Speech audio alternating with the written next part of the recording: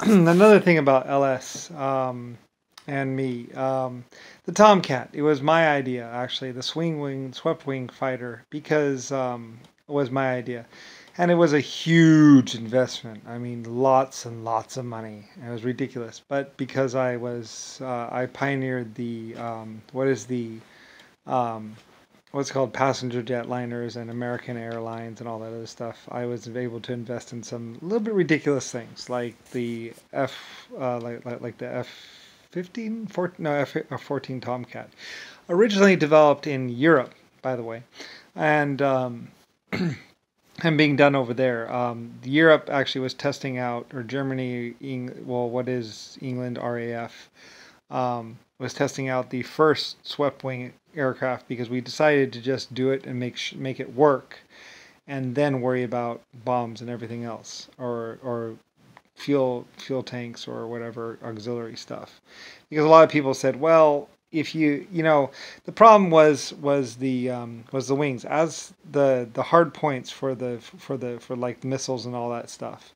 I mean, realistically, I don't even care about military or war, but some people do. So anyway, I mean, personally, I just love jets. But anyway, getting the hard points to swivel out and swivel in, and keep in line, so where they're not like creating like an air dam or anything like that, but actually like, so you have to you have to swivel them at an angle and shift position. Go like from like this, and as it, you have to keep in line. So, because otherwise, if it's fixed mounted, then it'll just swing out and go down, and then you're basically in an air dam and weird things.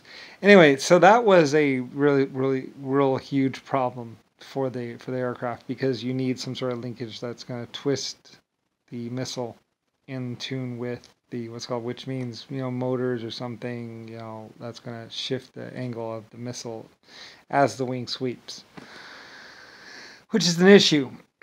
They were working on maybe having something that was like locked, so as the wing swifts pivoted, it would turn. But getting that turn to be turning the right amount and not too much was an issue because it's hard to and then making sure that doesn't ever like break or anything on you because there are forces involved, because there's wind and stuff, so it can't really be something soft. It has to be something solid that'll turn them all together.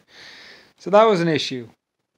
Not to mention, like, well, auxiliary fuel tanks, stuff like that, but you don't really hold that much in those auxiliary fuel tanks. It's only a couple hundred gallons, or it's not exactly a significant amount. Realistically, having enough fuel in a jet is a lot of problems. It's a big issue. I don't really, well, they're really high up, and so anyway, low drag, I guess. They say they actually get more efficient the faster they go. So, I mean, yeah, I mean, I said that, sorry. I was like, the faster they go, the more efficient they are, which is true. Because they're basically ramming an air in. I'm the one that actually said that. Like, they say, I said, actually. So, anyway, though, so, the Tomcat was one of my little babies, or one of my little projects that I was doing because it's the coolest thing. Because one of the problems is a jet that flies really fast, the amount of surface area, and as you go supersonic, you don't really need the lift out there, and as you fly slower, there's different differentials in what's called in weight and the way the aircraft. So when it's about when you're landing. If you're landing like something with one of those wings, of course you could just move it up like the F-15 or F-16. I mean, the F-16 is a good compromise, really, and actually probably a perfectly good aircraft. Anyway, well, I mean, they did an easy way to do it, and it's like, yeah, but it doesn't look as cool. It doesn't look as cool though. Some people say the F-16 is just as good as the as the F-14. I was like, I disagree. I like the F-14 better. I don't know. I mean, they went with a thinner wing and they did some things like, yeah, but it just doesn't look right. I don't know.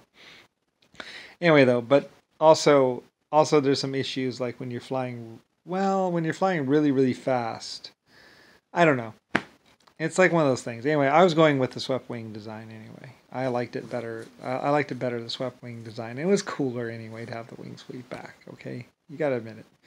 Anyway, so later on, after we proved that the technology was valid and that it did work, um, there was a matter of getting the there was no, it couldn't carry bombs, so it wasn't a big sell militarily wise. But I was like, who cares about military? That's just my toy, but it's just something cool that I wanted to do. Anyway, though, but some people wanted to be able to carry bombs or whatever, so, or at least an auxiliary fuel tank. So I was like, well, we should be able to at least carry an auxiliary fuel tank. So maybe make the engines and nacelles wider. And I think there was other issues. I don't know.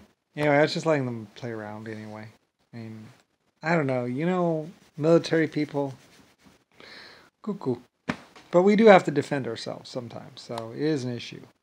I mean, even I have to worry about military too. I mean, that was, protecting my country and all that other stuff. So, anyway, moving the engines apart, and plus also, we wanted to put bigger engines or something like that on it. So, well, I wanted to be able to go ballistic, vertical. That's the truth of it too.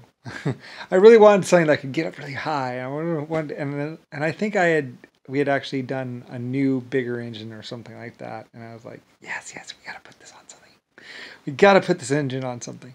So they moved them out and they put the bigger engines because originally the F-14 had the smaller engines, just like the same size engines as if it was close together. But it was too big of an aircraft.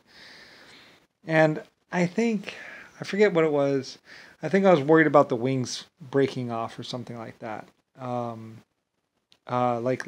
Because the technology wasn't there, I wasn't really sure about that. I think the first ones actually weren't titanium. They were actually the first ones were actually made of steel or something like that, or aluminum or some sort of thick aluminum. So it was possible for the wings to rip off in high G maneuvers or something like that. So it was kind of an issue. So anyway.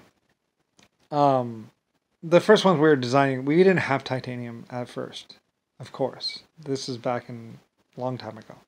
Anyway, so we didn't exactly have titanium, or at least not that much of it. So, and we were using it for the engines. Anyway, though, so the wings could break off in high G maneuvers and stuff like that. So, so I wanted a lifting body more like too. That was another issue. So that's another reason why I opened it out.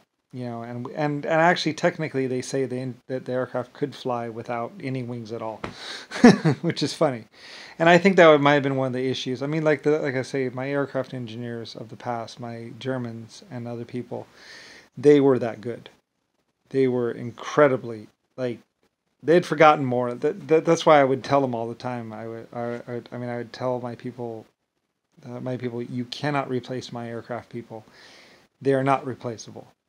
My aircraft people are the best. There is no one better than my aircraft people. They live and breathe aircraft. They've forgotten more about aircraft. I have to have my original people, my own people. Anyway, and you cannot exchange or change my aircraft people with anyone else. You can't just fire them and hire new people. I won't work with anyone else other than my aircraft people. So, anyway. So like I had been working with Germans and some British people, and I was like, I'm not even gonna work with anyone else. They're my aircraft people. They're the people I work with. They do this aircraft, or I don't supply money for it. So anyway, I was a very very hard person to work with. So anyway, so they had to have my people. I was like, you better not kill them. You better not hurt them. You better not touch them. I only work with a few aircraft people and the people I work with. Because somebody was trying to kill them or torture them or something, so